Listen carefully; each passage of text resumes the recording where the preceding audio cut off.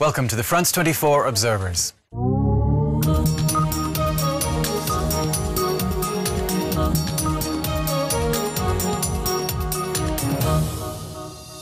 This show is based on our network of observers. They're ordinary people from around the world who tell us what's going on where they are and send in photos and videos to document it. We check everything here in Paris and bring the best to you.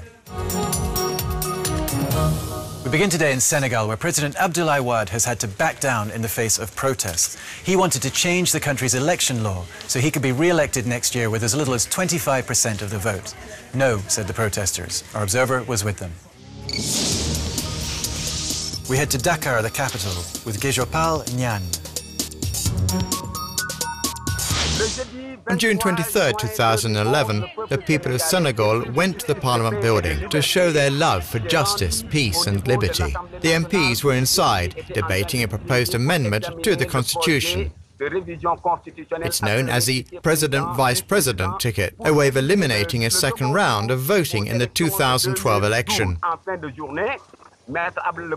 At the end of the day, President Wade ordered the Parliament to drop the proposal. He knew he couldn't get it through. The day wasn't just about changes to the electoral system. It was a day when the people of Senegal stood up and said they'd had enough. It wasn't the MPs in Parliament who rejected the law, but the people themselves. We reminded the MPs they're there to represent us, so they better listen to what we say. I went to the demonstration because I am an engaged citizen.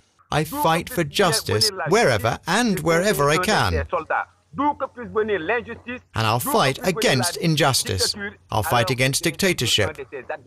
And I'll never give up. Now to Venezuela and its overcrowded prisons. Angry inmates recently took over one prison, sparking deadly gun battles with the guards. They'd apparently smuggled in assault rifles and even a machine gun. But they also had their cell phones with them to get their side of the story out.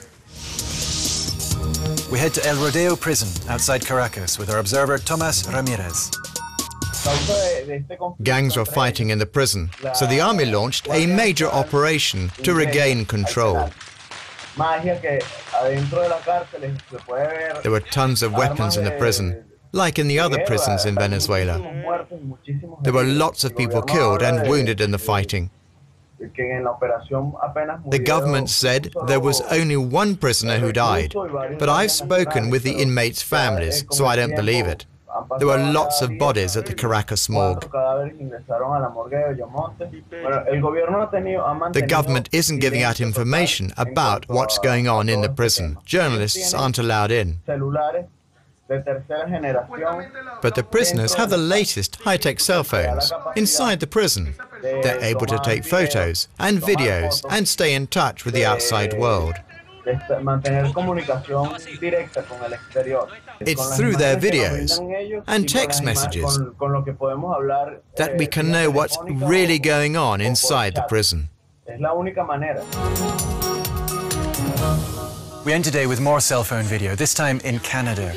Our observer was on a long-distance bus trip when he noticed that the driver was playing with his phone instead of watching the road. So he pulled out his own phone to document it, and the driver ended up losing his job. So the question is, what would you have done? We finish in the province of Alberta with David Sabine. Well, I was traveling on a Greyhound bus, and then I awoke to see that the driver of the bus was using his smartphone. He was taking pictures of the sun through the window and then flipping through his photo album. This went on for about 10 minutes or more. I was just uncomfortable about approaching him. I decided, though, that I should talk to the company. When I phoned the depot to speak with the driver, they wouldn't let me speak with him, and eventually they became quite rude.